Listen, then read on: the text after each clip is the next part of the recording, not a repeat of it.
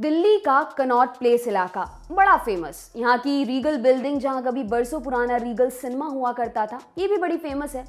फिर एक है मैडम तुसाद म्यूजियम, ये तो गजब ही फेमस है पूरी दुनिया में। तो इतनी सारी फेमस चीजें एक साथ आकर मिली नवंबर 2017 में, यानी एक मैडम तुसाद म्यूजियम खुला रीगल बिल्डिंग में।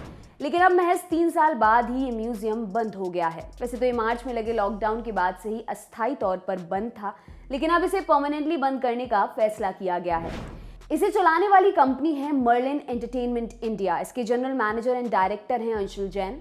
द इंडियन एक्सप्रेस की रिपोर्ट के मुताबिक अंशुल जैन का कहना है कि भले ही ये म्यूजियम दिल्ली की प्राइम लोकेशन पर था, लेकिन बाद में महसूस किया गया कि यहाँ कई दिक्कतें हैं। फुटपाथ पर सामान बेचने वालों, फेरी वालों का अतिक्रमण है, पार्किंग की दिक्कत है। ये जगह इतनी ज़्यादा भीड़ भाड़ वाली है कि बच्चों के साथ म्यूजियम आने वाली फैमिलीज के लिए ठीक नहीं है। वहीं कुछ रिपोर्ट्स ये भी कह रही हैं कि म्यूजियम को जितना बिजनेस होने की उम्मीद थी उतना हुआ नहीं। खैर, मामला जो भी हो, अभी इतना कंफर्म है कि ये म्यूजियम दिल्ली में बंद हो गया है। लेकिन अगर बात उठी है तो दूर तक जाना तो लाजमी है। तो हमने सोचा कि ये मैडम तुसाद म्यूजियम का आखिर क्या खेला है, कौन थी असल मैडम तुसाद, कैसे बनाए इतने नामी म्यूजियम। शुरू से शुरुआत करते हैं। कहानी शुरू होती है फ्रांस से। फ्रांस का स्ट्रासबर्ग शहर, यहाँ ग्रोसहोल्ड्स परिवार रहता था। दिसंबर 1761 में इस परिवार में एक बच्ची का जन्म हुआ। नाम रखा गया मैरी ग्रोसहोल्ड्स। यही बच्ची आगे चलकर बनी मैडम तुसाद। मैडम तुसाद ने 1838 में अपने एक दोस्त से अपना संस्मरण लिखवाया, जिसमें उन्होंने दावा किया कि उनका जन्म फ्रांस के बर्न शहर में हुआ था। ये भी लिखवाया कि उनके पिता मिलिट्री में थे और उनके जन्म के 2 महीने पहले ही एक जंग में शहीद हो गए। हालांकि इतिहासकार इन बातों को सही नहीं मानते। बीबीसी की एक डॉक्यूमेंट्री में इतिहासकार क्लॉड म्यूलर बताते हैं कि ग्रोसहोल्ड्स परिवार जल्लादों का परिवार था और मैरी के पिता मौत की सजा पाए लोगों को मारने का काम करते थे। खैर, दी गार्जियन और बीबीसी की डॉक्यूमेंट्रीज की माने तो मैरी के जन्म के बाद उनकी मां उन्हें लेकर बर्न शहर गई। वहां उन्होंने अपने एक रिश्तेदार से मदद मांगी। रिश्तेदार का नाम था फिलिप कर्टिस।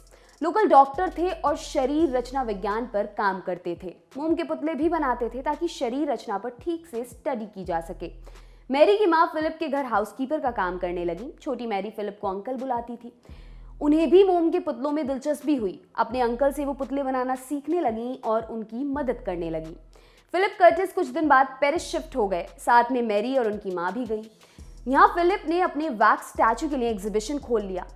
फ्रांस के राजघराने के लोगों के पुतले बनाने लगे, जो देखते ही देखते काफी पॉपुलर होते गए। मैरी ने भी अब तक पुतला बनाना सीख लिया था। उन्होंने पहला स्टैचू बनाया वोल्टेयर का। ये फेमस राइटर, हिस्टोरियन और फिलोसोफर थे। फिर मैरी भी इस काम में सेट हो गई, नामी लोगों के स्टैचू बनाने लगी।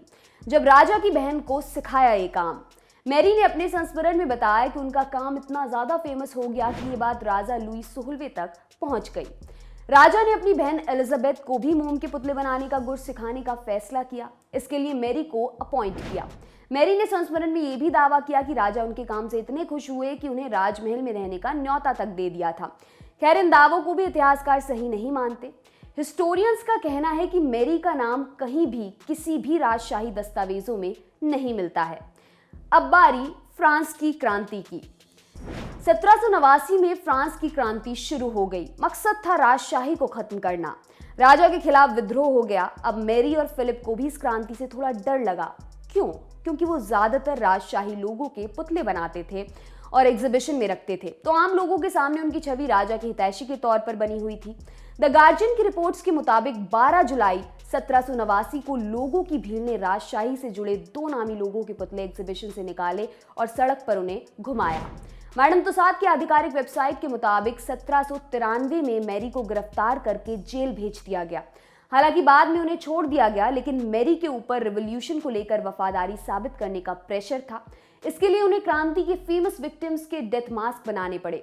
डेथ मास्क मरने वाले व्यक्ति के शव से खांचा तैयार करके बनाया जाता है। इन विक्टिम्स में शामिल थे राजा लुई 16वें, फ्रांस की आखिरी रानी मैरी एंटोनेट और राजशाही से जुड़े अन्य कई नामी लोग। इनमें से ज्यादातर का सिर कलम किया गया था। फिर 1794 में फिलिप कर्टिस की भी मौत हो गई। उनके सारे पुतलों और एग्जीबिशन की वारिस बनी मैरी ग्रोसहोल्ड्स। 1795 में मैरी ने शादी कर ली। पति इंजीनियर थे, नाम था फ्रांसवा तुसाद, और इसी के साथ वो बन गई मैडम तुसाद। फ्रांसवा तो उम्मीद से एकदम परे निकला। पैसों के मामले में पूरी तरह मैरी पर निर्भर था। मैरी के पैसे वो इधर उधर इन्वेस्ट करने लगा, चालू भाषा में कहे तो उड़ाने लगा। मैरी और फ्रांसुआ के 2 बेटे और एक बेटी हुई, लेकिन बेटी बच नहीं सकी। मैरी जैसे तैसे अपने 2 बच्चों को खुद पाल रही थी। फ्रांसुआ की हरकतों से परेशान थी। फ्रांस की क्रांति के कारण मोम के पुतलों का बिजनेस एकदम ठप हो गया था। एग्जीबिशन भी ठीक से नहीं चल रही थी, इसलिए मैरी ने ब्रिटेन जाने का फैसला किया। 1802 में अपने बड़े बेटे के साथ, जो उस वक्त 5 साल का था, वो इंग्लैंड निकल गई। कई सारे पुतले भी अपने साथ ले गई। पति से जाते हुए कहा कि छोटे बेटे, माँ और एग्जीबिशन का ध्यान रखे। फिर इंग्लैंड में क्या हुआ?